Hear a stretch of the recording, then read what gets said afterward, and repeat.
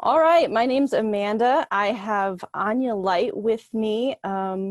She is a Reiki master, Reiki teacher, meditation instructor, intuitive life coach, yogi, and poet. Me and her have worked together on a couple different projects. She allowed me to do group light language meditations for the first time ever, and it was magical. So yeah, I welcome her to my very first podcasty talking video. So Anya, if you want to say hi. Hi, thank you so much, Amanda. I'm so excited for our chat. Yes, this has been something that I've wanted to do ever since I started my channel. It's been one of those projects that I knew was coming, and I kept putting it on the back burner because the energy just wasn't quite right, and today's the day. So excited to have my very first guest, and I couldn't ask for a better person. So I guess Anya, if you want to just kind of start by giving us a little brief how you got into this, and maybe where your story started. Thanks. Well, so I started the healing journey being involved in the healing world because I was really sick. So it was basically out of sheer necessity. So back about 10-ish years ago, I had a number of really severe chronic illnesses and was like going from doctor to doctor to doctor to doctor, and they all didn't have anything to tell me that was useful, except actually what they were telling me was progressively making me sicker. And I was just confused and frustrated and kind of losing my mind. And then I stumbled into the Reiki world and started getting healing sessions, and started to feel for the first time my body like recovering, and my ability to actually sort through my emotions was actually starting to happen for the first time in my whole life. So from Reiki, it then branched into other healing arts. So I teach yoga now and meditation. And for me, the most important thing, the reason I wake up in the morning, is to obviously continue healing myself, and also to let people know that there's another way to navigate through our society, to navigate through our world. Those ways might not exactly be mainstream yet, but they're there. And so I just want to be like this person who's pops in at the right moment to give someone the hope that they need, whether it's healing from abuse or trauma or chronic illness or whatever's going on.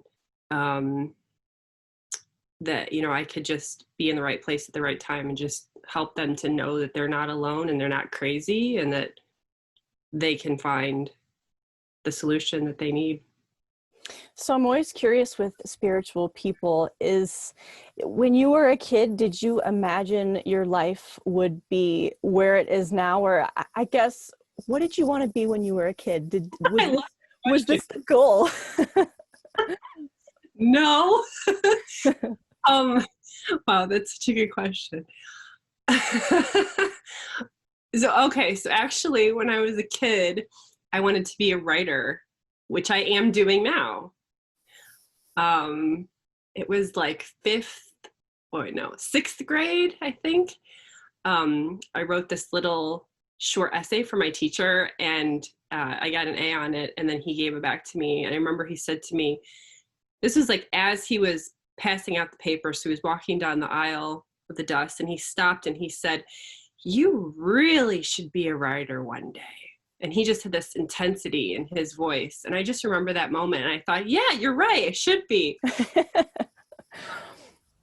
So yeah, now, I published a book and do all kinds of writing online. So yeah, that was my thing. And so it's funny because now I see how it feels like fate, in the sense of it's like the if people aren't able to meet with me in person, then I can touch them. I can commune with them through the writing. So that feels like really the expansive part of what I'm doing. If that makes sense. Sure. Yeah, it's interesting because the more folks I talk to on their spiritual paths, reflecting back to when they were younger or before they had their awakening, enlightened moment, there's always these periods through childhood or adolescence where they remember little things that happened, little people that popped in or things that were said, and there's always this foundation, like we've always been training for this. There's never been a point where healers haven't been learning a craft in some way. Yeah, it's like every moment just perfectly choreographs to the next moment and the next moment. It's all like a divine plan for sure. Right. Now, do you feel like there was a moment in which you came to that fork and you're like, okay, I'm here, but no, now it's going this way? Yeah, actually, there was a moment. There was a few moments, but one that I'm thinking of now.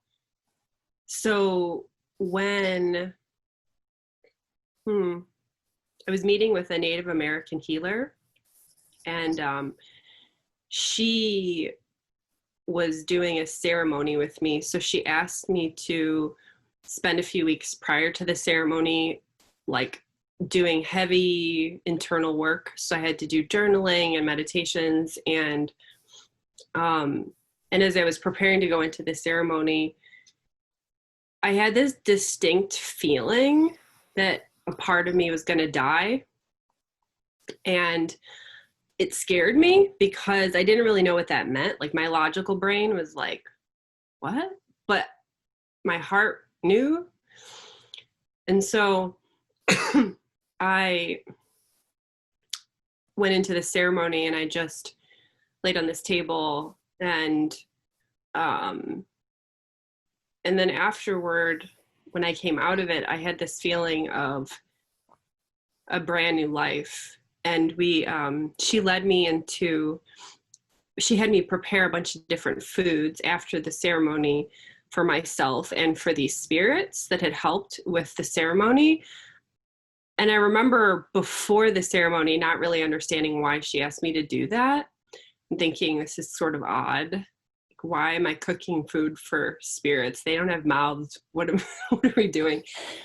And then as I was preparing the food, actually feeling them and feeling their love and the significance of what I was doing, and feeling very connected to everyone and everything, which felt like a different version of myself, which prior to that was still very much absorbed in academic world, because I went and got a PhD in English, with the whole academic route, was trying very much to live in the context of just my intellectual, rational mind. And then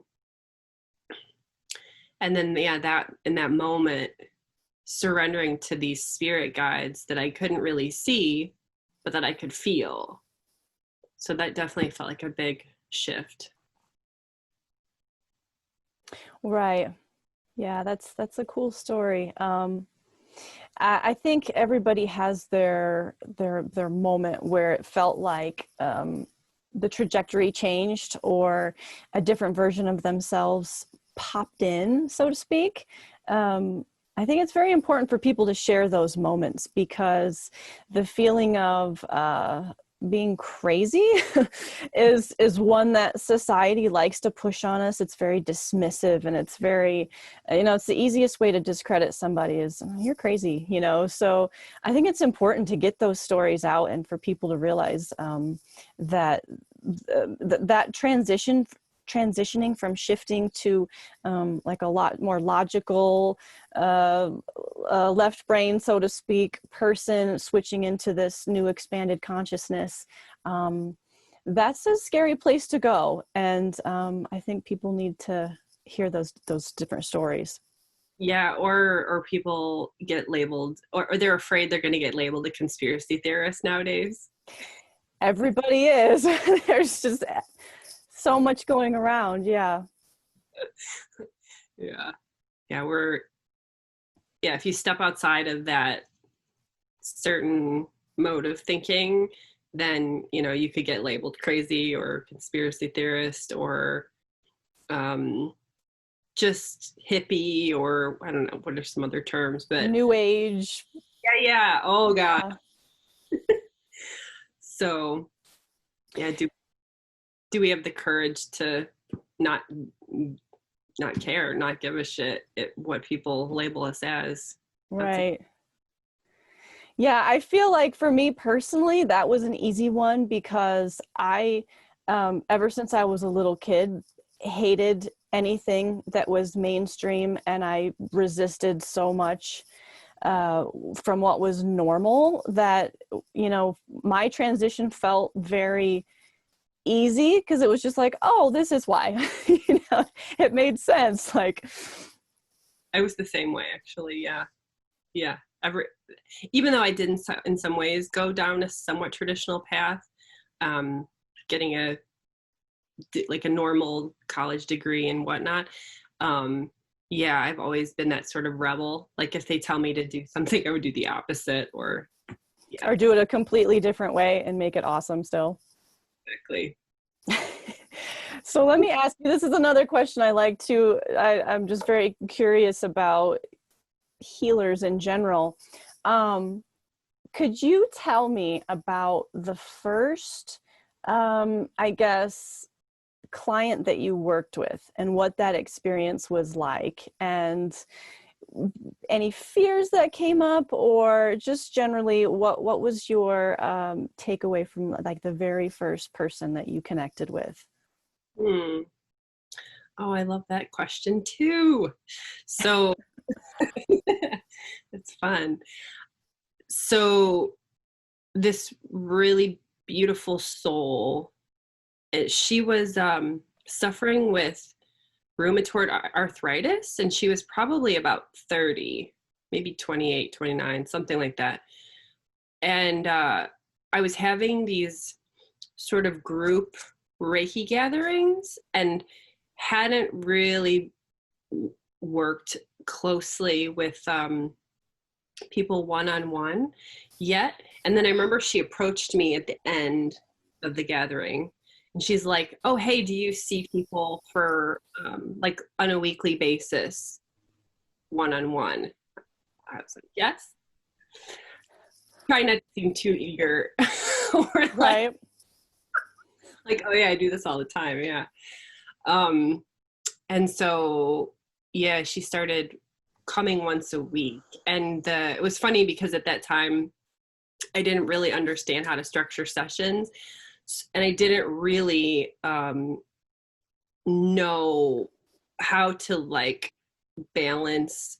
So in Reiki, there's different ways that you can do it. You can have people come in and then just like almost the whole thing can be mostly in silence. The client can lay on the table, and then the person can do the energy work and not much conversation. Or some people incorporate lots of like almost like counseling into the session. And so at that point, I didn't really know how I was wanting to do it. And so our sessions ended up being sometimes like 3 hours long because she had a lot to share. So it was interesting. But as those weeks went by, it became very clear to me that she was being drawn to me because of my specific karmic situation, that only for different reasons, I was able to set her at ease and help her not to feel judged. One of the unique things about this woman is that she was, and I don't know if this is even the proper word to use now that I'm about to say it, but she was, I think the word she used was escort. So she was working with men and having sex with them for money, and I didn't judge her for that, and I understood why she was attracted to that line of work, and why, because she'd done other things that were like like just, you know, very soul sucking, kind of demeaning work. And she was explaining the way that she worked with these men, and actually there was a beauty to it. And there was ways in which she was being fed by the experience too. And so, you know, and there was also definitely a lot of dark, difficult stuff about that as well. And so she would share her various experiences with me, the dark and the light of it. And I just was able to hold a non-judgmental space for her. And I think that's what she just, I mean, that was probably the most of it. Looking back, I don't even know if the Reiki was the main draw. I think the connection that we had, just to talk, just to sit and be present with each other, was probably the main thing that helped her.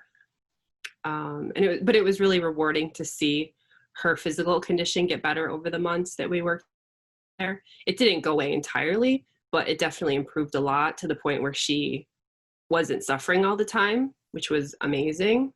So, yeah. That's one of the things that I find most inspiring and beautiful about this work is it never fails. The people that are drawn to me and you just have that magnetic connection are exactly the people that I personally need to speak with. Their issues mirror my issues. And, you know, when you are channeling or downloading this information for them, it's also for you. So it's like you're kind of the observer, and you're like, whoa, what am I saying? Let's write that down. That's for me too. So it's very interesting that you know, the healer, seeker, this karmic, like you said, relationship is so in sync, and it's so powerful. You know, this work is just so absolutely rewarding. And I just want to say, if anybody out there is feeling like, oh, maybe I should get into this, absolutely.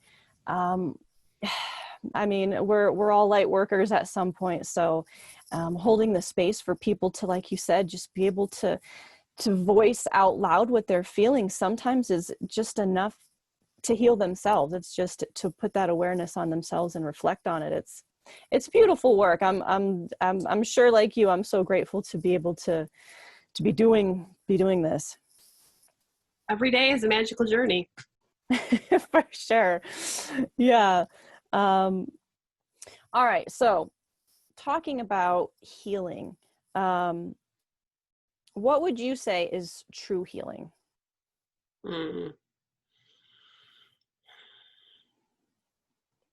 One of the things that I've discovered is that people will come to me with a specific issue, and it's not really the issue that is at the heart of the problem. Mm-hmm. The suffering and the worry and the self-blame and the confusion, all the emotional stuff that comes with that specific scenario. So to me, I honestly don't really have too much care, or well, I shouldn't say care, but I don't have too much attachment nowadays to if that issue is ever resolved. For example, recently this gentleman was coming in regularly because his Achilles heel was in like hurting. He was a ex-football player, and he was like in his 50s now, and he was getting kind of frustrated because he wanted to walk more. So he wanted to fix his foot so that he could go on these marathon walking sessions that he wanted to do, but he was in physical pain, so he really couldn't do that. And you know, I listened to him talk at length about his physical issue, but to be honest, I was able, and this is what I love about this work. It's like I had no attachment to anything, which then ironically is the only way that anything could ever change or shift for him in that regard. So his foot did start to get better. It was great. And at the same time, it didn't matter to me either way, because I knew and understood that the shifts that could potentially and were taking place within him were of a spiritual nature. And so like, if someone, for example, like has a terminal illness and then they want to be healed, they're gonna still die, but they will die in peace. And that to me is the healing. So the word heal actually means to make whole. So you remember your wholeness in spirit, in God, whatever word you want to use, in the universe, your complete connection to all things and all beings. And that wholeness, then you have a sense of peace. Maybe not all the time, but just more of a calmness to you. And then whatever kind of happens in the exterior world, whether it's an illness or going through a divorce or depression or whatever it is, it's manageable. It's okay on a certain level. So to me, that's what I'm working with people about at the deepest core. And it's really gratifying now lately, because I've noticed a shift in the people who are coming to me, that mostly now actually people are coming to me just purely for spiritual advancement and not so much for physical illnesses, which is interesting. So I think it's probably just the vibe I'm sending out to the universe that that those are the people that can benefit most from working with me. And in truth, it does excite me to work with those people, because I don't have to focus so much on the mundane or the physical world. We can just dive into the deepest, most mystical aspects of life, and that's where I learn the most myself. Right, absolutely. I found that as well, and I think it's a collective thing. I mean, there's such a huge exponential waves of consciousness expanding information out there, and I think it's kind of being felt everywhere. So, yeah, for sure. Now, how would you describe, so what is illness and disease? Is it just a symptom of the energetic block, or what do you think? I do. I think that everything begins with energy, no matter what it is. So, and so if we think about certain, for example, yogis that have attained states of enlightenment that put them in a different sort of energetic flow, they have the ability, for example, to dematerialize their bodies at will. They can live for hundreds and thousands of years in the same body. They can heal things within themselves.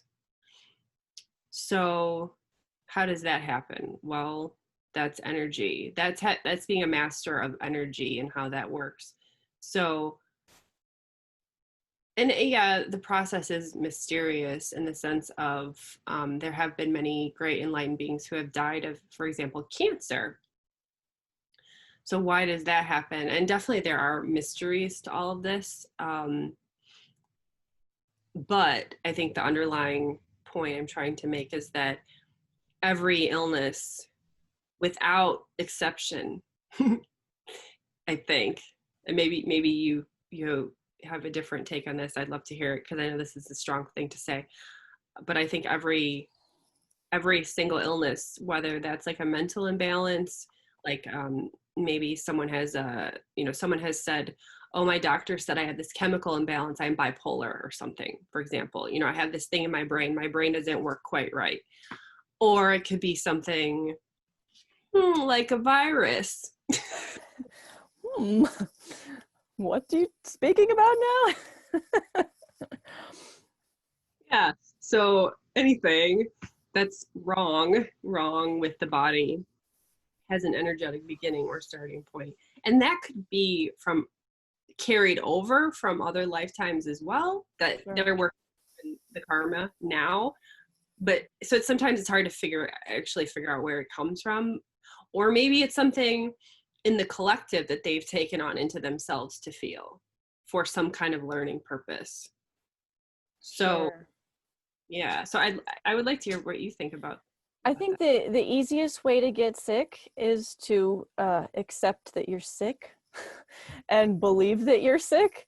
Um, I have a lot of clients that will tell me things like, "Oh, I'm on this because I'm bipolar, and I'm on this because I apparently had a manic episode, and everybody said I was crazy." That triggers me, I think, more than anything in this world. When you take on an illness and you give it a name and you make it yours and you're like, oh, I'm like this because of that, you are now that thing. You are now manic. You are now bipolar. And it's another one of these personality traits that like it sticks to us. And to me, that's the whole point of enlightenment and spirituality and expanding our consciousness, is peeling back all of those little bits of us that are like imposed and imprinted on us from either karmic or ancient timelines, or corrupted DNA, you could even say, hijacked DNA. Those are all the pieces we're trying to pull away from us like onions. And when people are so desperate to have a reason why, it's like, oh, here's this disease and this disease is why. That really triggers me in a way. So I get passionate about that topic for sure. I do too. Uh, One of my triggers about that is I know that one of the reasons that those things like bipolar, things like that, how much medicine, how many pharmaceuticals does that sell? Like people believing that they have these things that they need to take pills for the rest of their lives or whatever, you know. So I have a skepticism towards labeling people with these mental supposed deficiencies. Too, also, if you think about, as an example of a mental illness, schizophrenia. So schizophrenia, if you look at it from a shamanic point of view, schizophrenia is a highly evolved being who has highly evolved sensory abilities, and they can perceive other beings in other dimensions. But our society, because of the way it's structured, has absolutely no idea how to handle that. And so putting them in the crazy label box and shoving a bunch of pills down their throat is how we handle it. But if those people had proper training from spiritual teachers, they could use those gifts for good. But 100%. I've received so many downloads on that topic because being someone who is very hypersensitive and a channel myself, there have been many times in my life where I've read the definition of schizophrenia and I'm like, oh, that kind of sounds familiar. And yeah, to me, what the image that I'm shown in my head is, imagine a radio station that instead of you turning the dial and getting one station, you're getting all of the stations all at the same time. And like you just said, if a person in this reality has that happening to them, they have also lost that sense of connection to what's above that channel, what's above that antenna, so to speak. They don't understand where that's coming from. So if you had an individual who could teach them and show them how to, in their receiver, how to turn the dial and focus on this very small bandwidth of reality. This is the one you're in physically. These are other ones. Yeah. yeah, oh, yeah, and then it's sad because the way that people treat them contributes to their paranoia and their feeling that there's something wrong with them, and then they like can lash out. Some of my most gifted, psychic, intuitive, amazingly enlightened clients have been severely schizophrenic and have had episodes where they completely just start lashing out against people and end up in jail or homeless, and it's really sad because again, we just don't have generally the tools to help them in our society. So Well, and I think unfortunately it's still a frequency mismatch, because these individuals do have a very heightened sense of consciousness as well as vibration, and we're not collectively at that range yet. So, they're literally coming in, how do I want to say this? Like the signal that they're trying to process is not one that's in their reality. So, I mean, as a healer, how do you even go about fixing something like that when it's the environment itself that is a mismatch? And from a healer's perspective, how do you reconcile that? There's got to be a purpose for it. There's got to be a purpose for the folks not in the know, so to speak. Like, why are they seeing this craziness? If maybe it's just to highlight the space, the frequency mismatch itself. Maybe it's for an awareness standpoint. maybe that reminds me of something I've thought about with suicide. So I've thought sometimes maybe some people commit suicide because they're just they're helping us in a sense of being symbolic of how messed up our society is. They somehow like take into themselves like a big portion, almost like sponges, like soak in a big portion of the unregistered or unacknowledged suffering in our systems and in our daily lives. They just like pull it in, and then they don't know how to actually work with it, and so then they feel compelled to kill themselves. But maybe, I'm not saying that's a good thing, but I'm saying that maybe from a certain perspective you could see the sort of healing nature of that, because then the people who are left behind think, wow, that person was such a loving person, why did they kill themselves? And then people start to think like, maybe it's not their fault, maybe there was something else going on.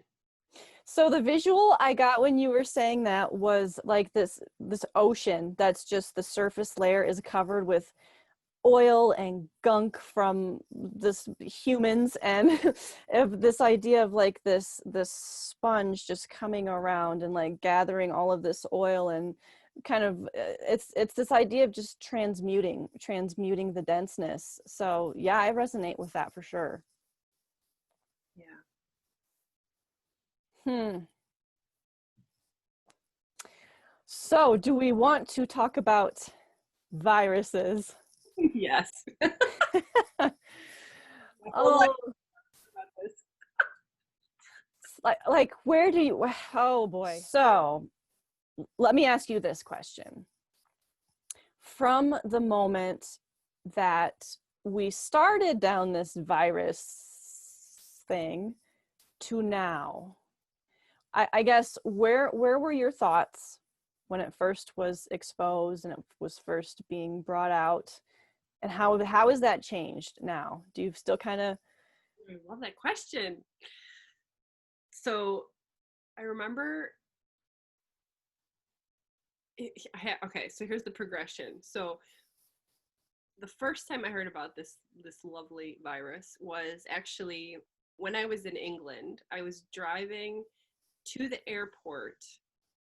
This was like mid-February, and a friend of mine who was visiting China recently was talking about some virus that they were having him quarantine because he just got back from China. I remember thinking, okay, I don't know. And then I got back to the US, and then I don't follow the news, so I think I was thinking of my friend. So I thought I'll just go on and check some news outlet to see what's going on with this thing. And then I realized it was like starting to become a thing in the news pretty widely. Um, so I started checking up on that. Every few days I would just go and read the headlines. I didn't actually read the articles. I would just read the headlines. And then as I noticed it was getting more of a thing, I actually had the thought of excitement. I was like, oh, great.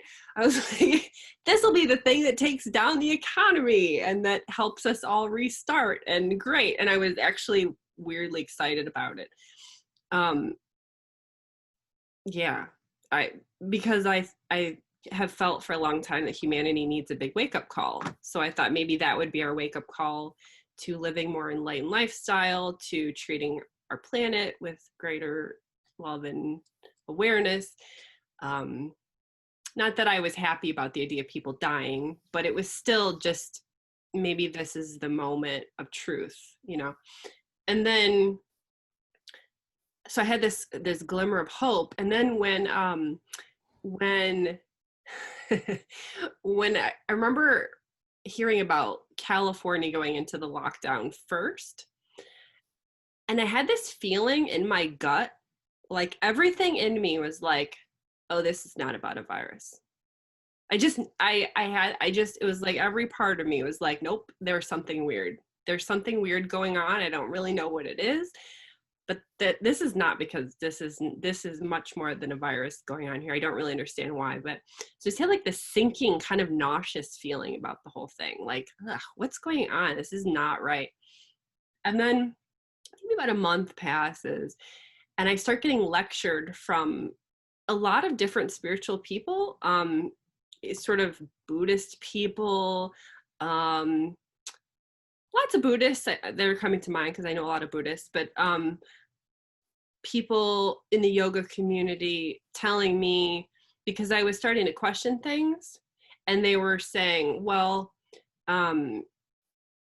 this is a great opportunity for humanity to meditate more. So we should really embrace this and really be respectful of each other and love each other through being separate, through physically separate.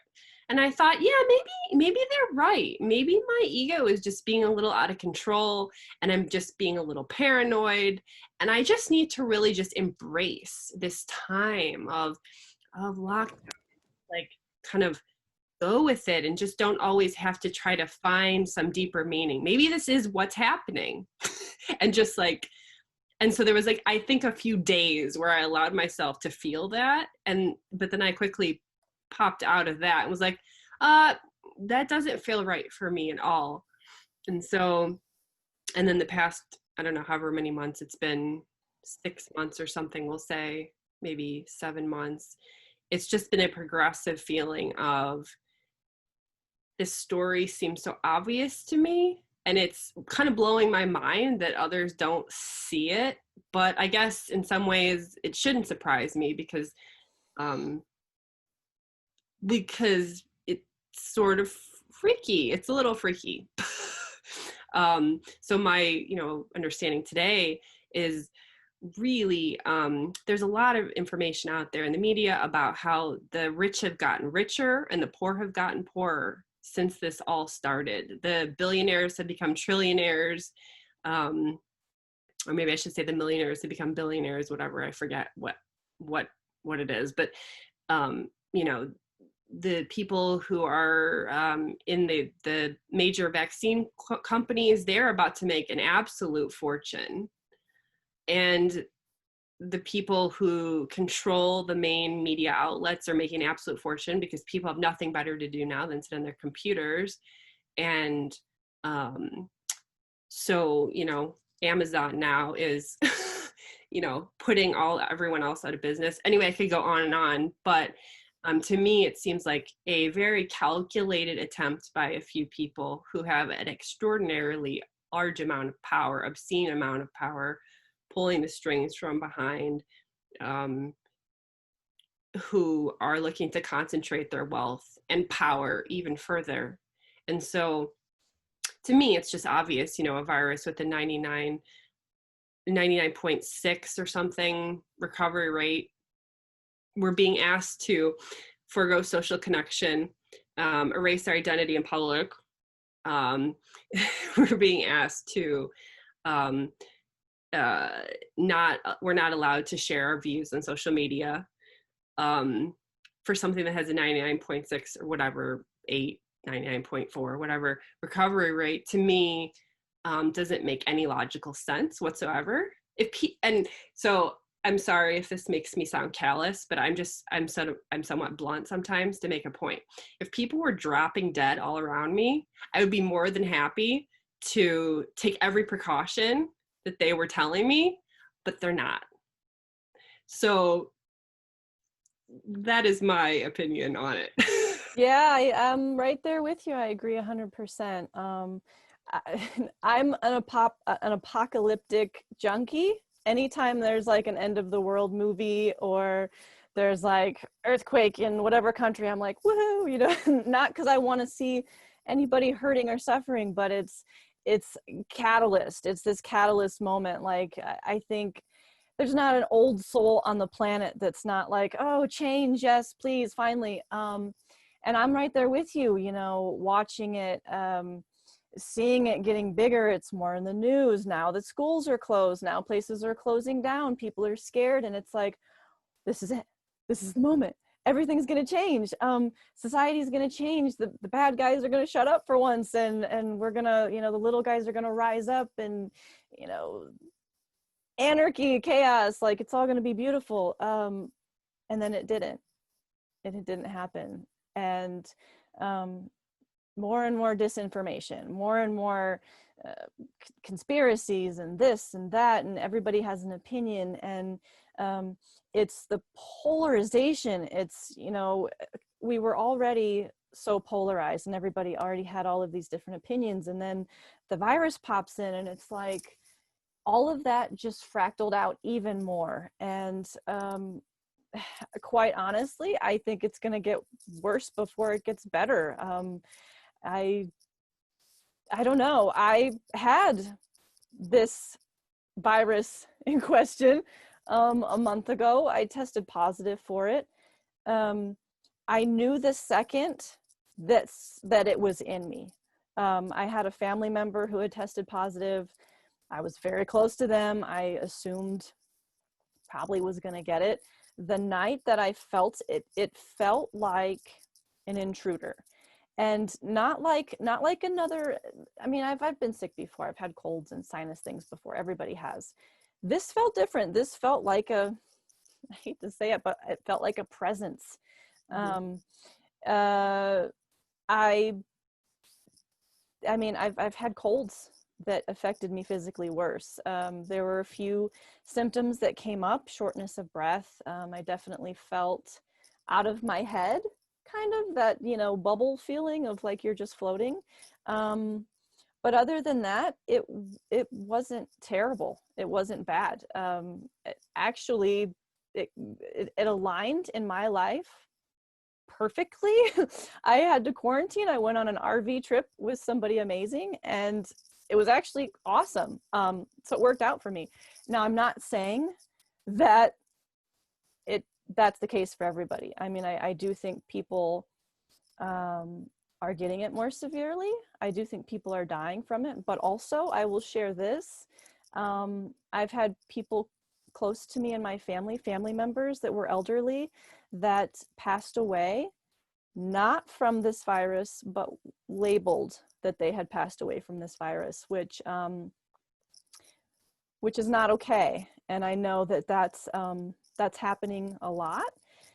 Also, I think at the beginning when doctors were treating this, they didn't know how to treat it. So I feel like a lot of people that were put on ventilators, actually the ventilators may have done more harm than good and may have caused things to go downwards. You know, and yeah, that could have all been orchestrated. And I mean, at this point, I feel like we don't know and we won't know the level of planning and corruption and like what the intent was for this. Was it meant to be worse? Was it, I feel like we're at the point now where this is dragging on. And I for better or worse, I just want it to end. I just want it to go away. Yeah, what are your thoughts on that? So this morning, I think it was Apple News said, said, brand new mutation from UK strain, da da da. They gave it some new name. I read that too. Yeah. So this is what they're gonna do. They're gonna play this out as long as they possibly can with different strains, saying it's mutated, blah blah blah. I have absolutely zero confidence and trust in the media. I have zero, none, like absolutely zero. So I mean, the way I hope that it goes is they're going to keep playing these cards like a poker game. Like they're going to keep trying to play these cards, but eventually they're going to run out of cards because people who have some intelligence, I think at some point will be able to reach a state of calm within themselves to honestly look at the situation. Because I'll give you an example. So a friend of mine from the UK, he's a very rational guy, really super smart, read every book on everything. I mean, just very well educated, fairly new to the spiritual path. But we were members of a Facebook group for a while over the past like 6 months. And at first, when someone would post something questioning the mainstream media, he would get very irritated and very triggered and would say, why are we being so hard at the mainstream media? Maybe they are trying to do their best. He had a very, like, in my opinion, naive but sweet, like trying to be hopeful for humanity kind of a thing, but getting pretty triggered and pretty agitated. But in the past month, I've noticed he's now posting stuff questioning. And I'm like, whoa. And I mean, he was at some points getting really triggered with people and kind of being mean to people. He'd be like, ugh, like very, so he went from being super triggered, and I don't know what changed in him. Maybe at some point I'll like talk to him and ask him like what shifted for him, but now he seems to be in this more calm center place. He just posted something this morning about some 3 different global leaders in tech, some tech companies that were rich, but now they're richer. I think it was on Forbes or something. Basically saying, again, that the rich are getting richer and we should ask why. So anyway, I mean, if he's a good example of that, it's like, I think as they keep throwing the fear at us, these, I mean, honestly, the word that I've been using lately is propaganda. There was a NYU professor, he just gave this really great podcast, who basically, he is a tenured professor, and he had a class on propaganda that he's been teaching for the past 10 years. Very successful class. All his students loved him, very well respected in his department.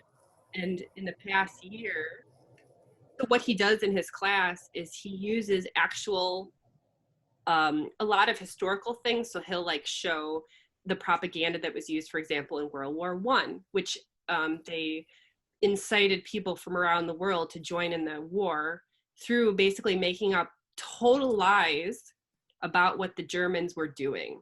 They were basically saying that the Germans were like beheading babies and stuff, and just making up these crazy stories about how horrible German people were so that everyone would hate Germans and go to war. But then after the war was over, it started leaking out. These were all lies. This was complete propaganda.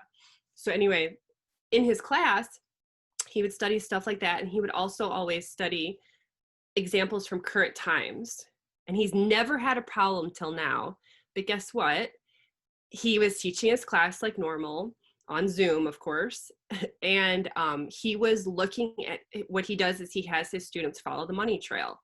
So he's like, where's the media coming from? Who's funding it? Who's paying for it? And everything's leading back to, guess what? The Bill and Melinda Foundation. They're paying for all these things, and what are their views, and what are they trying to do, and trying to make these connections. He is basically, long story short, he was threatened by the dean of his department basically saying that he's not allowed to teach the class anymore. So his Mm. class was completely canceled. And now he's countersuing the faculty that signed a letter basically censuring him and saying that he was being un-American and harming and endangering people. And he's like, I never told my students what to think. I just asked them to do the money trail and to think for themselves. He never said don't wear masks, but they came at him and said, you're endangering people, you're telling people not to wear masks. He never said that. The point though is that, like, you know, it's kind of ironic that he's teaching a class on propaganda and then asking students to figure out if what's going on right now is propaganda, and then gets threatened to, you know, it's like, okay, well, duh. So I just see, honestly, now when I see the news, I can't not think propaganda. That it's just like Orwell or something, 1984. It's like, what is this? Like, this is just funny.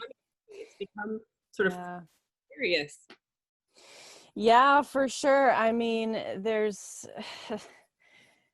there's a couple truths that I don't know that I'll ever unknow, and that's, like you just said, follow the money. And you know, I started my journey, I guess, in the health and wellness community, and one of the first books I read was so I forget what it's sugar, salt, and fat. It's just 3 words. And basically it was a group of all these whistleblowers from all of these different companies, Kroger and Nestle and all of these big food corporations. And it was these different laboratory people who were talking about how you change the molecule of sugar just slightly and it makes it more addictive, and all of these different concepts. And it was like, whoa, this is our food. And that led me to, of course, religion and politics. And unfortunately,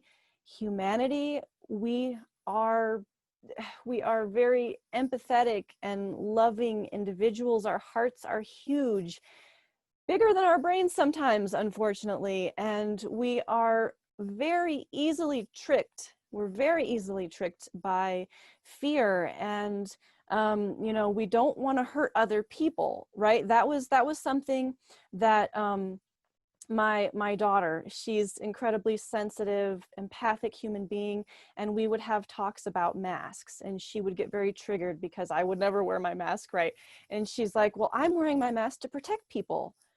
Yeah. And what a great way to control people is, well, you don't want to hurt other people, do you? You don't want to be that person that makes other people sick. Well, of course not. Of course I don't want to hurt anybody.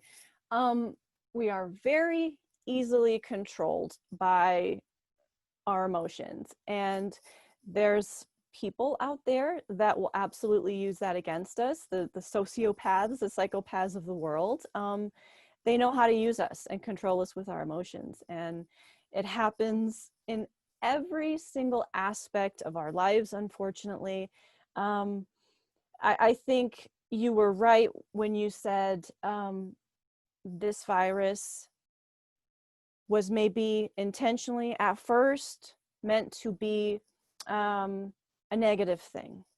But because there are so many light workers and grid workers and warriors, right? Like, there's so many awakened people that we were very quickly able to go, nope, actually, we're going to use this time to meditate. We're going to use this time to reach out to our guides and make that connection to source. And the greatest thing that has happened because of this virus is that the number of people that are questioning, that have had time, they've been laid off work and now they're on the interwebs Googling things and what about Bill Gates? What about this? And all of the sudden you've got this newly awakened group of people that are like, this doesn't seem quite right. And yeah, of course, the big tech companies are just making it so much worse on themselves, because instead of being like, oh, this is crazy, they have to now fact check everything. And they, Yeah. and it's like, that's so counterintuitive. Like, if it wasn't a big deal, if you just wanted to brush these people off as just crackheads, then why would you fact check them? Like, why would you delete them off of YouTube? Why would you fire them from their jobs of teaching? Like, why would you have to do that if they were mad? Yeah. It's funny because they're smart, but not that smart. It's like human nature. Who's that guy? He's got that great show, London Real. I forget, Brian something. Anyway, he's been interviewing lots of really interesting people in terms of digging into this whole virus thing. But he said a great quote, and I will try my best to quote him. He said, "I may not always agree with what you say, but I will fight to the death to allow you to say it." So I'm totally with it. It's almost like when you start shutting down people's freedom of speech, people, especially in America, are not going to be okay with that. We're not going to be okay with that. I think they're just kind of kicking themselves or digging their own grave, or however you want to say it at this point. I mean, I think it is going to be a little bit longer. I don't know how much longer, but hopefully not too long. But just as an example, in a few weeks, I'm gathering some people here. I live in a tiny, unprogressive corner. That's a nice way of putting it, Anya. Try not to be judgmental, but honest at the same time. Even here, so I put out a message like, I'm having a gathering of high vibrational hugs and mask-free smiles and chuckles over the mainstream media propaganda and da-da-da. And I posted this on Facebook this morning, and I've already got a number of responses of people who are coming, and we're going to discuss practical strategies for how we're going to start working together more cohesively to start shifting things. I mean, for me, something that has been sort of irking me is I feel like every time I go into a store and I put on a mask, even though I'm wearing it like under my nose, I still feel that I'm participating and I'm adding to the crazy stupidity. So it's been really bothering me. And a friend of mine, Claudia, she's just like really she's like a mountain of a woman. She's like a mother of the earth. Like, I don't know. She's like this strong lady, and she hasn't been wearing masks this whole time. And she's got this whole story. Like, when someone asks her to put on a mask, she'll say, "Oh, I'm sorry, I don't wear them." and then they like get confused, and then and I think it's really beautiful. And I realized that for myself, I still have some unhealed woundings that make me feel, at least right now, too afraid to go into like a major chain grocery store without a mask, because I have this deep, it comes from childhood trauma, I know, of just being physically assaulted. Like, I know that probably won't happen, but there is that fear. So anyway, my point is that we're going to meet soon in a few weeks, and I'm going to just share with people. And I think we might stage some sort of going into a store and whipping our masks off and singing song or something, or I don't know, some kind of demonstration that I can do with other people so that I can do it and also still feel safe because I have other people with me. Because I think if we're all just individual, I think like doing stuff like what we're doing right now over Zoom is really great. And I think that, having these one-on-one conversations is great. But I also think we need to start doing more in the public sphere together to start actually putting our money where our mouth is, so to speak. Because that's like, if you go on YouTube, there's a interesting clip. These people went into a Target, and there was maybe 10 people. They all took off their masks and they started saying, "Yay, freedom, we want to see your face smile." And they were like skipping through Target and singing songs, and the people that were shopping there were like, "Oh," and then they were taking them. People were freaked out, but most of the people looked super happy, and they were like dancing with them and stuff. And then they just like were in there for a minute or two and then they left the store. And I was like, oh, I love that. That creates a real impact. Like people who are there are going to be like talking about that. Why were they doing that? What was the point of that? Da, da, da. It makes people think. So anyway, for me, I just want to start doing more practical and kind of more concrete things to just start kind of shaking people up out of the, because if we just, I mean, there's going to be no end in sight unless we actually stand up and be more, I don't want to, just more vocal about, I think we really need to do that.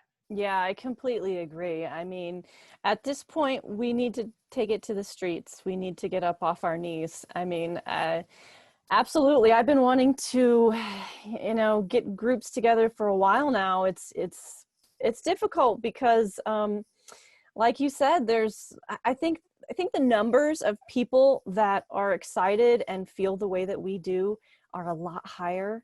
I think it may even be the majority of folks.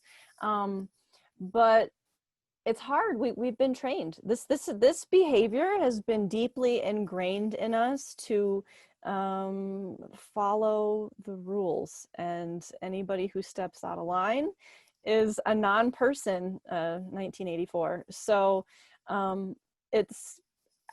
I truly believe that things could change overnight if enough of the collective was just like, no, we're going to do it this way now. It's power in numbers, and it's just getting everybody together and deciding that that's how we want it to go. It could be over tomorrow, quite honestly. That's how I feel anyways. It reminds me of that movie V for Vendetta. Oh, I love that movie. It's one of my favorite movies. So funny. Yeah, definitely. I have that mask somewhere in my closet. Yeah, that's what I mean. I'm like, in my spirit, like in my heart, that's what my dreams are like. like that's who I am. And I just want to say, for people who have gotten this far listening to our banter, I don't want to minimize the fact that people are definitely getting an illness and going through pain and dying. So but I think that to put so much energy and attention on that to the exclusion of everything else is not good for humanity.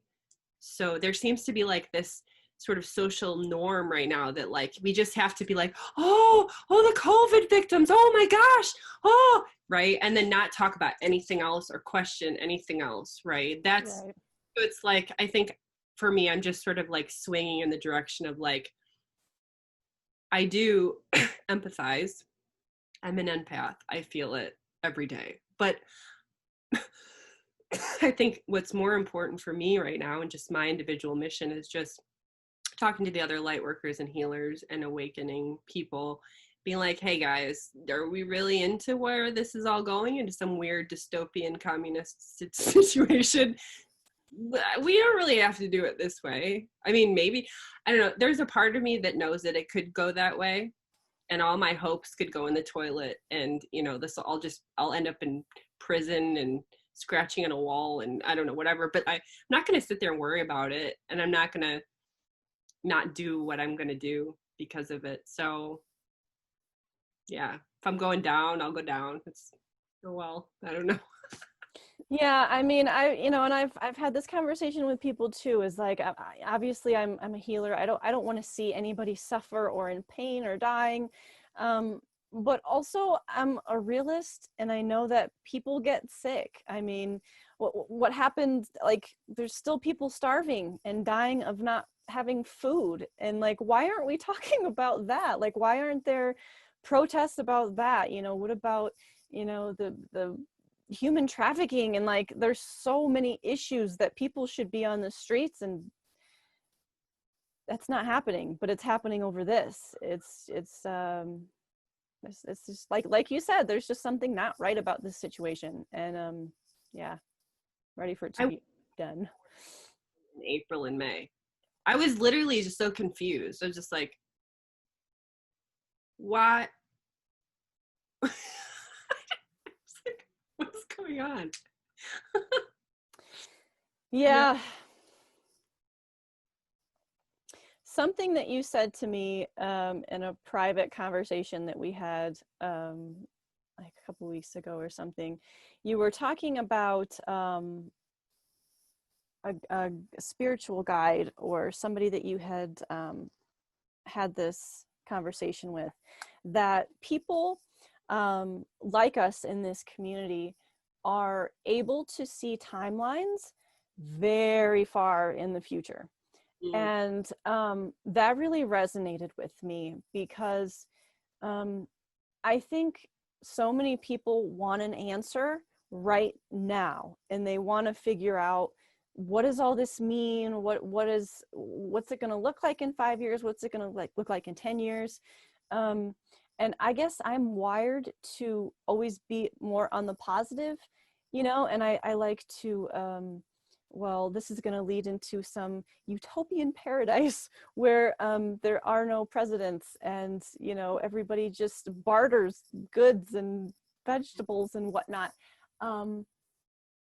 But when you said that, it made me kind of reflect on, I had to sit there and imagine that maybe this shift that I'm seeing and wanting so badly, I'm not going to see in this body, right? Like, it's not going to happen in this lifetime. Like, it may not happen in a couple lifetimes. And I know that's probably deeply depressing to a lot of people, but I think that's something that we have to at least sit in that space and acknowledge that this is a really long process. Changing into this different dimensional energy and opening consciousness for just 8 billion individualized souls is maybe going to take a little bit longer. And I sat in that space of, what would it look like for Amanda to die and pass away and keep coming back as other individuals, and seeing this progression of change. So I'm just very grateful that you said that to me, because it helped me process, I guess, a lot of this frustration and like sense of urgency that I've always had. Like, I've always had since I was a kid. Yeah, it really helped quiet that sense of urgency and just bring peace to that. Like, it's okay if I don't see it this time, because I'm going to come back and I'm going to see it again in some sense. Yeah. So I had an interesting dream about 2 weeks ago. One of my guides came in, and whew, before I say what he said, it was significant in that I've never seen this guide's physical form before. And in this dream, he finally showed himself to me, which was quite amazing. And anyway, so I was looking at him, and I said, "Do you have a message for me?" And he said, "Heaven is your home." And I sat with that for the past few weeks, not quite understanding. And then just a few nights ago, I got it, which is, I think what he was trying to say is that you can do all that you want to do to help this earth plane, to help yourself evolve, to help others evolve, to make this earth place as nice as possible. Of course, like, that's in your nature. You're not going to not do that. Like, just please do that. But it was also just a reminder of, like, that's always just only a certain level. In the grander sense of the universe, what's more real than this earth plane is going back to source, or being, so like, we're in this journey of awakening, and then eventually, I believe, we eventually merge back into the one for however long, until we're separate off again, and the cycle just starts over again. So we're on this awakening path that we will eventually dissolve back into nothingness, lose our complete personality, just become nothing. And so when he said like heaven is your home, it was just a reminder of like, yes, take care of the earth, love the earth, be a good steward, do your activism, do your teaching, but put it in perspective and remember that the ultimate journey is to return back to the one. So like not get too attached to how it all goes. Mm, So that was I like really that. Yes. So that's another point, I think, of what's happening right now. Or, well, let's just dive right into what you would describe as ascension. This is a great transition into that question. I think it's raising your vibratory frequency so that new possibilities open up that we are not able to see until we have that higher vibration. So like for example, some people cannot feel spirits. They literally can't. They could be sitting in a group with other people and a bunch of the people in the group feel the presence of a spirit, and then like a couple people, because they have generally like a different vibrational set point at that time, have no idea what the other people are talking about. No idea. They cannot feel it because they're when you ascend in your frequency, your general set point goes up and up and up, then that like unlocks different. I mean, if you look at it from a yoga standpoint, you could say that your chakras open as you ascend. So chakras are this sensing, they gather information from your environment. They're like little computers on your body, taking in information, integrating, digesting information, sending out information. It's like a communication portal. So yeah, as you do different spiritual practices, chanting, meditation, Reiki, whatever, being in nature, then your chakras open. It's kind of like is it the chicken or the egg? Is it because your chakras are opening that you feel the higher vibration, or you're feeling the higher vibration and then your chakras open? I'm not really sure, but it's like, it's a part of the whole process. So yeah, it's just the ascending energy that you're able to feel. That's why people like doing, I think, plant medicine too, because it sort of blows open those blocks really quickly, and then they can feel other dimensions and other realities without having to do all that meditation. I mean, they go back to normal after, but like they get a taste of it, which is quite beautiful. Mm-hmm. Right. Yeah. My take on ascension would be so it's in other words, it's the idea of this unlocked potential that's in our DNA. These because at the basis of our being, we're just light, we're just photons, we're just space dust, right? We're just atoms. And at a certain point, I feel like the progression of our consciousness, the collective decided to separate, and we're in the separation process now. We're in this we're fractaling off now, which is, I guess, a symptom of what's happening in our environment with just how combative everybody is. But we're at this point where that fractaling off is going to stop, and it's going to be this snap back, this rubber band snapping back. And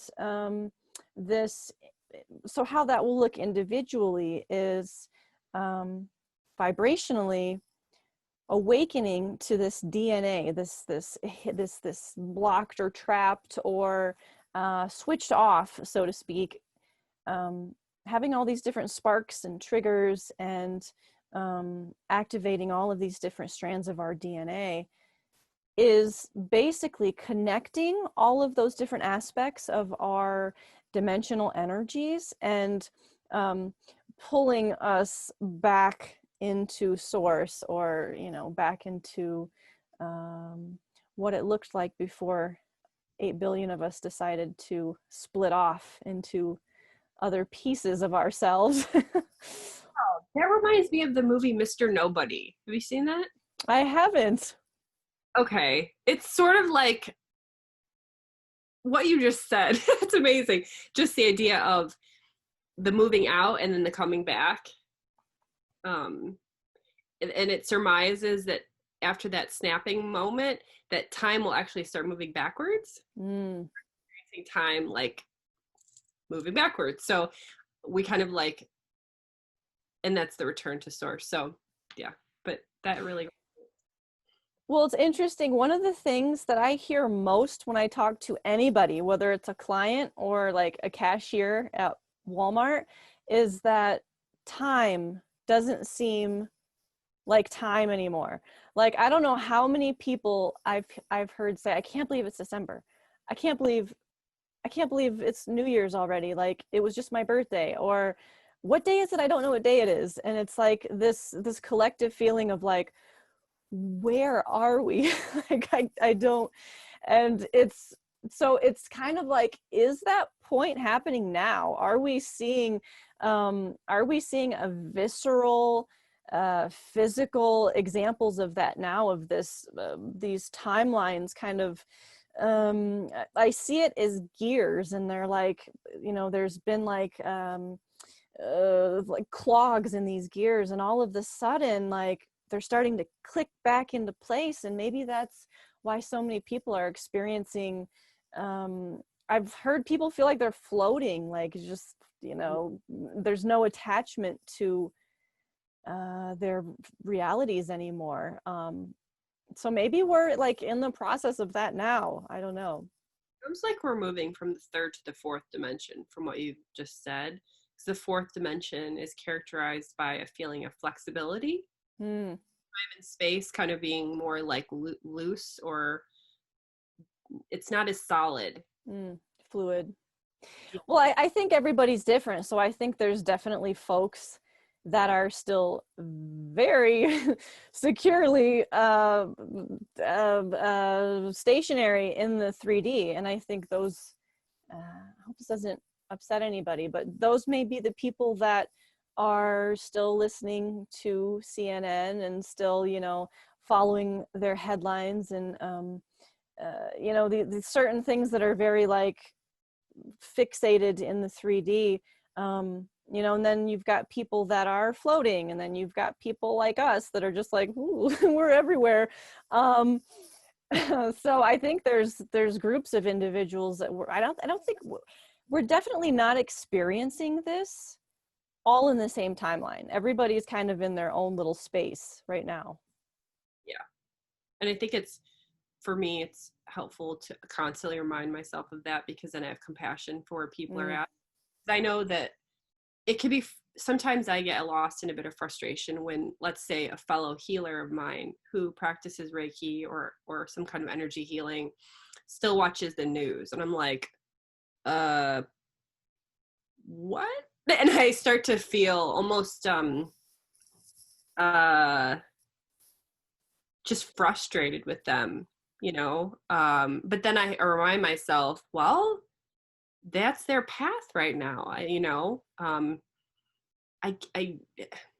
it's that, I think it's a good reflection. So we talk about these sort of evil people, these evil elite, whatever, but they're just reflections of what we ourselves do on a very much more subtle basis. So, for myself, an example would be, I recently trained someone in Reiki, and then, this person is still very much caught up in mainstream news and all that. And I can feel myself getting tight around it and being like wanting to like reach in and save her, and being like, wake up, and being very aggressive and almost manipulative in my attempts to like help her.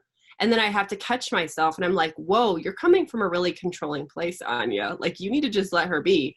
She's fine. It's cool. Like, if she wants to get she can do it. Like, you're not her mother, it's fine, you know. So it's almost like these evil people that people like you and I, we can sense these kind of sort of sociopathic or psychotic or whatever word you want to use. Like these people are really our greatest gurus. Mm. They're completely reflecting to us these things that we still have going on inside of ourselves. And if we can realize that, then then the healing comes from the inside out. We heal within, and that's the whole thing. Yeah. Love the pantomime, by the way. That was great. Um, Use. yeah, and the way I definitely get triggered too, you know, people close to me, family members who have very opposing beliefs that I do. The way I try really hard not to get triggered is just remember that their opinion and their belief has just as much value as mine does, and they are a fractal of me, I'm a fractal of them, we're all mirrors of each other, and there's a reason that their belief triggers me, then that's me, like that's a me problem. And you know, that's my opportunity to go in myself and be like, okay, why does this trigger me? And you know, what does that trigger serve, if anything at all? And also to realize that we're always shifting from different versions of ourselves. I am not the same person I was yesterday. I'm certainly not the same person I was 6 months ago. I think back to, so I have 2 adult children and I have 3 younger children. And I often think about the parent that I was with my older 2, unrecognizable. I mean, literally the things I said, the things I taught to them. You know, I used to read Bible stories to them. I don't do that anymore.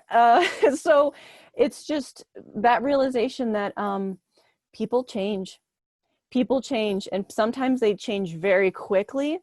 And we need to give others the opportunity to shift. And just because you used to do something or say something or feel a certain way, you're not that anymore. And I've seen the change in myself, and I need to allow other people that space to grow and change into a different version of themselves, whether I approve or not, it doesn't matter. I guess that's why there are so many different mirrors, is because we're supposed to just respect and love everybody. And even if their opinion just seems like batshit crazy to us, we just have to be like, I love you. That's really all you can say at this point, is like, light and love. Light and love, that's it.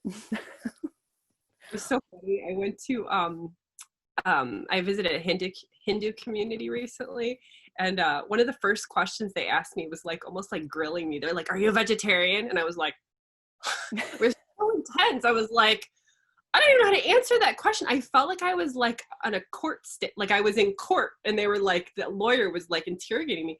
Anyway, I said, kind of. Like if I didn't want to lie and say yes, because I do eat meat now. I used to be a vegetarian, and now I eat meat sometimes for medicinal purposes. And so I explained too much, I think. I was like, well, yeah, I sometimes eat meat because da da da da da, and explain why. And I could just feel the person judging me and like kind of dismissing me, like is not really a real spiritual person. I could like feel all this happening as I was saying why I eat meat every now and then. And it was very weird to me because I was just like, oh, like I just wanted to like have a conversation with this person about cool stuff like Ganesh, and like tell me more about this chant that you do, and I want to learn because I just want to learn, you know. And then I felt sad because I was like, well, it's like immediately they came in to try to see if I was really on their team or something, you know, because that's part of their community. It's a big thing, is like vegetarianism, which I totally respect and I think is beautiful, and I wish more people did that. But it was the way. It was like I just got there, was like the first time I'd ever talked to this one person, and within 5 minutes, are you a vegetarian? I was just like, really? Like, I don't know. So can we as spiritual people stop being so freaking rigid and like, Yeah, so here's a concept that I've kind of, I guess, grown into, is that the idea of either everything's okay or nothing's okay. Because the second you start to sit on a fence with certain things and you're like, okay, I'm only going to hang out with vegetarians and people that wear hemp and, people that drive Priuses, the second you start to shut off certain things, you're just as bad as, like, the fundamental, I don't want to say any groups, but like, so I guess my point is like, truly being enlightened and respecting everybody and being in that non-judgmental mindset is just allowing everybody to have their own path and respecting that. I've definitely swung this side of the pendulum, where there was, when I went through my nutrition and sports nutrition, and I was doing the personal training thing, like, I was very strict with my kids. We didn't eat fast food. I mean, it was like tofu every other meal. I did green smoothies. I was so that way. And I lived that way for a number of years. And I found that I didn't like who I was. I didn't like how people were responding to that, because it just pushed people away. It didn't, in my intention was like, oh, they'll ask me about recipes and then they'll want to live this way too. But no, it doesn't work that way. It just pushed people further away from what I guess wanted to be reflected in my reality. So I've kind of come back to center a little bit, and I enjoy cheeseburgers quite often and that sort of thing. So I think that's an important part of this process too, is like, we have to like swing all different ways and then we just kind of like come back and we're like, oh, I will eat a cheeseburger once a week and meditate 90 hours, whatever. So it's finding that balance. wow, that's just made a light bulb go off in my head. Thank you so much, because yeah, it's like this weird human tendency to do extremes, like all or nothing, like, and I think that's what the Buddha was trying to teach, maybe, was like, we don't have to do that. I mean, Mm-mm. he so there was this story about how one of his disciples, and I am like really not going to remember the name, sorry, but one of his head disciples actually started at one point he split off from the Buddha, and he went off and basically started his own sangha and brought a number of the Buddha's disciples with him, on the grounds that the Buddha was too lax. He's like, Buddha allows the disciples to sleep inside. We should make all the disciples, the bhikkhus, we should make them all sleep outside on the ground, like in the open air. And the Buddha allows the people to sometimes eat meat if it's offered to them as like an offering from the townspeople. We shouldn't allow that. They should only ever, be vegetarian. And so this like other break off disciple guy, he just thought that the Buddha, was too wishy-washy and we should be more strict. And the Buddha just kind of let him do his thing, because the idea was that, yes, we can have, I mean, it was still not like hedonistic. I mean, like the disciples were living like they had like a bull as their possession and like a robe, and it was not exactly cushy, but in terms of like the asceticism of that time, with like the yogis and a lot of the different Hindus, they were like completely emaciated and barely surviving physically, and the Buddha was like, no, we can eat, it's all right. We can like not starve to death. So I think, yeah, what you just said really made a light bulb go off in my head, because yeah, I've been the same. I've been for periods of time very strictly vegetarian, very almost like religious in my diet and my practices and judging people that weren't doing what I was doing and being so critical, just almost like going to the grocery store and looking at people, what they were buying, and being in my head like, oh, they're not as enlightened as I am. Like just so full of judgment. And now, you know, there was like a long period of time where I didn't eat any bread, and I was so proud of myself. And then I realized, you know what? Bread is like the most delicious food that exists. And I'm going to have it like once a week or whatever. And I do, and it's so good. And I'm much happier now. Well, there's definitely a vibrational aspect to our diet for sure. And I think there's a point that people go through during their spiritual process where I think we all kind of hit that, like, okay, I'm going to eat right, I'm going to exercise. There's a point, like, we have to get our bodies in alignment, so there's that frequency aspect of it, but consciousness overrides everything. It really does. Like, once your consciousness expands to a point, it doesn't I don't want to, this could be taken the wrong way. I'm not saying go eat Big Macs all day, but what I'm saying is, at a certain point, your consciousness can balance your physicality out to where you don't have to be that strict. I mean, we're not here to be Jesus. We're not here to be Buddhas. We're here to be human. Like, that's why that's been I guess a lesson of mine that I've really had to sit with, is that if this is going to be a long process, and, you know, I'm maybe just like, I'm like first shift, right? And there's going to be like other shifts of Amanda coming in to work this job. I don't need to be all Jesus-like right now. Like, I can do that later. And if I'm going to be here and I'm going to be human and I'm going to experience the world, you know, I should be enjoying food, and I should be enjoying the physical reality that's around me, and climbing mountains, and, you know, making love, and like that's part of this experience. So why would you want to limit yourself from that and create suffering? Right? Like, I'm trying to bring goodness to the world and raise my vibration. And part of that is not to suffer, it's to enjoy this. So I love that. That's like, so it's embracing your humanity consciously, which I wonder how, I mean, that seems like maybe a new phase for humans. Not new, it's happened in other cycles, but maybe in this current evolutionary process. To hold the awareness of being an ascended master, like knowing, okay, yeah, I'm ascended, that's cool.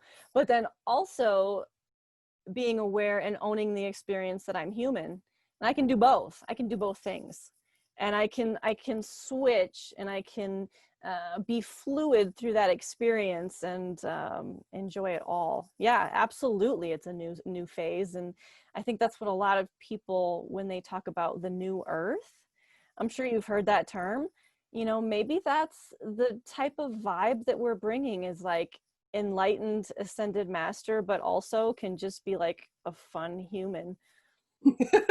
Not uptight religious, like, you know, yeah. Oh, that resonates so much. Yeah, that's what I guess that's kind of how I see healers progressing. You know, it feels like, at least the way I was trained in Reiki, and I want to hear your take on this too. With more strictish, maybe it was more I don't want to say a fundamental way of teaching certain practices, but I feel like the newer community of Reiki masters, like, we're meant to bring little pieces and aspects in that, depending on how you look at it, are either new or really old, right? But we're meant to, like, introduce these new modalities. And, you know, I think that's the beauty of where the healing community is going, because everybody has their own little yeah, their spices, their own little spices that they throw in. What are your thoughts on that? Well, I think we right now, it seems like we're going in the direction generally, the healers, I guess, of being daring to mix and match and to pull from different traditions. I think we talked about this the very first time we met, Mm-hmm. of like, what is the new age?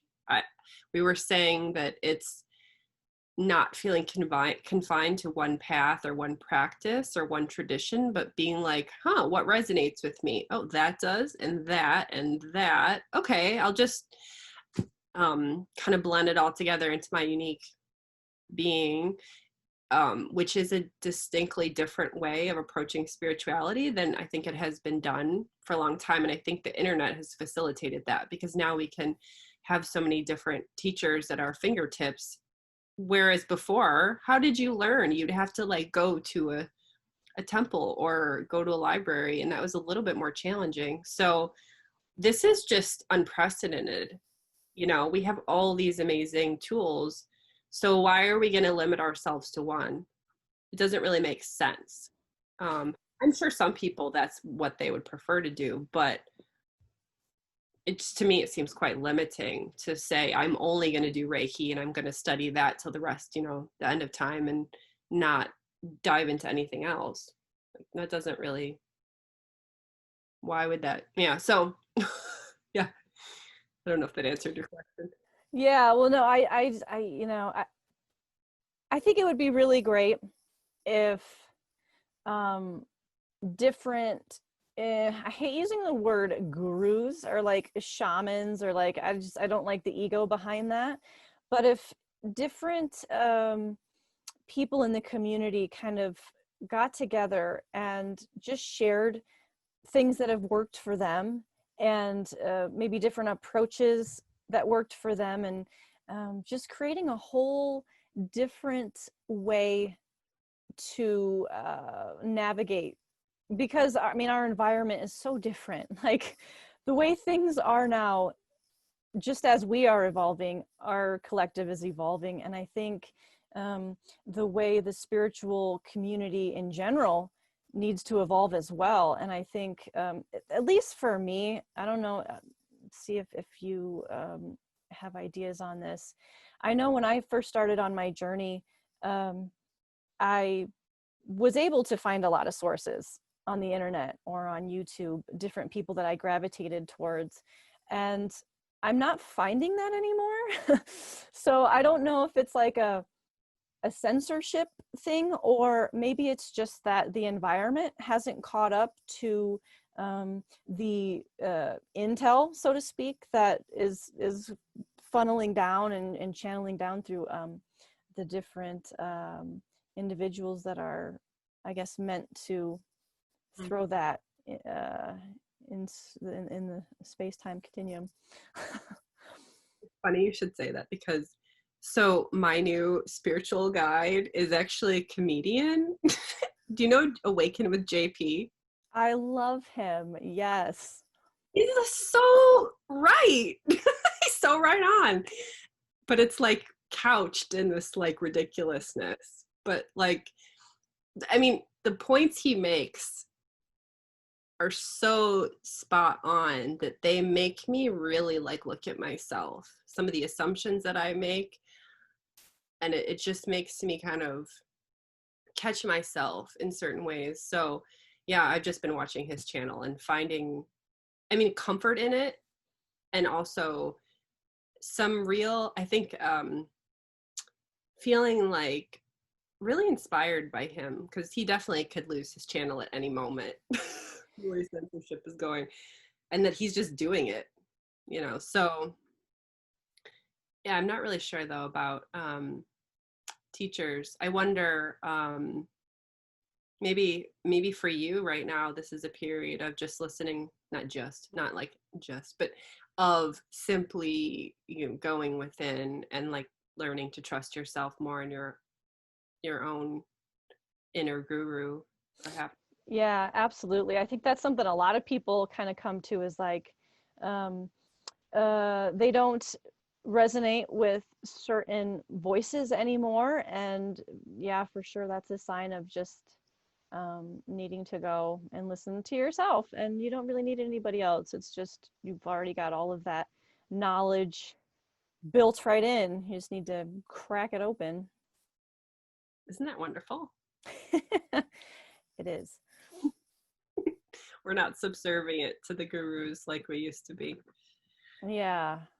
And think how triggering that must be to that population of people that, you know, maybe have been doing this for 20, 30 odd years, and they're seeing, you know, 20-year-olds on YouTube talking about these concepts, and they're like, whoa, you know, that's what always blows me away is some of the clients that I am in connection with are years younger than me.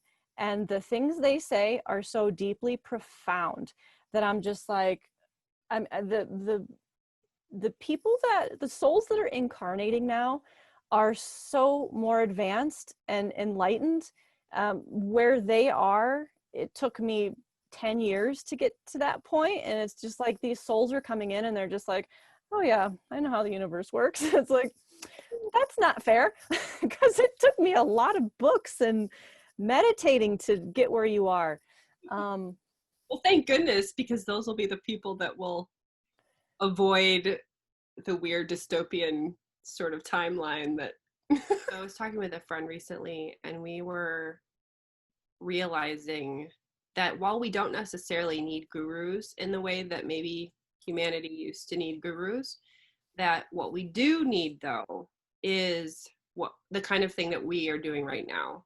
So like coming together with peers, with people on a similar wavelength, to just have discussions, do practice together as frequently as possible, because the manipulative, we'll say, forces in the world definitely want to put a stop to that, you know. So we need to do it anyway. So, and this is powerful being online, but it's more powerful being in person, having that physicality. So, you know, I want to encourage people who are listening to this, if you're on the fence about being physically present with people, to do that, because that's going to significantly shift your consciousness in a really beautiful way. So, and especially physical touch, you know, engaging in healing practices that involve physical touch, or just hugging, platonic cuddling, whatever, that is going to really, really help us all out right now. So, you know, things might seem dark sometimes, but I mean, for me, I found that if I go a period of a few days without connecting with a like-minded soul, I can go to a dark place, you know, even me. And it's like, I start to get like weird and sort of murky and like, you know, and then, oh yeah, and you know, connect with someone like you, and then it's completely different. My vibration from the beginning of this conversation to now is completely shifted. It's so much higher now. So, and that's just being on Zoom. Like if you were sitting next to me here, I'd be like in la la land, you know, totally blissed out. So yeah, so I want to encourage that. Right, absolutely. I agree. Especially now, reaching out to like-minded folks, going to meetup groups, group meditation. I've been wanting to, in my mind, I envision just a room full of people just sitting and vibing and listening to music and just connecting with their heart chakras, and maybe no words even need to be exchanged, just being in that space. And yeah, like you said, it's very important right now, and anybody who's out there and experiencing the murkiness and the low vibration, for me, I know that when I'm in that place, it's so impossible to propel myself out of it. Like misery loves company. So I guess my advice would be to have a toolkit, have a list of things that you can go to. If you're in that space, pull out your list, go on a walk, Okay, I'll go on a walk. Listen to music, do some yoga, eat a cookie. I don't know. There has to be like this list of things that when you're in that place, like you can pick yourself out of that quicksand. Like it's only you that can do that. And one of those tools absolutely is reaching out to people, reaching out to friends and family, and group meditations and like-minded folks. So yeah, that's a good message. Yay. I guess I'll kind of wrap this up a little bit if that's cool. Anya has a Patreon page. She's a writer. She does Reiki. She's just so awesome. I will post all of her links and information on the description of this video. And she's a great person to talk to if anybody ever needs a vibration boost. And yeah, thank you for talking to me for 2 hours. And any last words, Anya? Wow, 2 hours. Okay. Felt like 5 minutes, girl. I just appreciate you, Amanda. Thank you so much. And I hope that we can have a few more of these conversations. Maybe Yes. I'll interview you. Yes, let's do it. Let's do it once a week, twice a week. I'm down. Okay. Great. And I'll say in the future too, I would like to,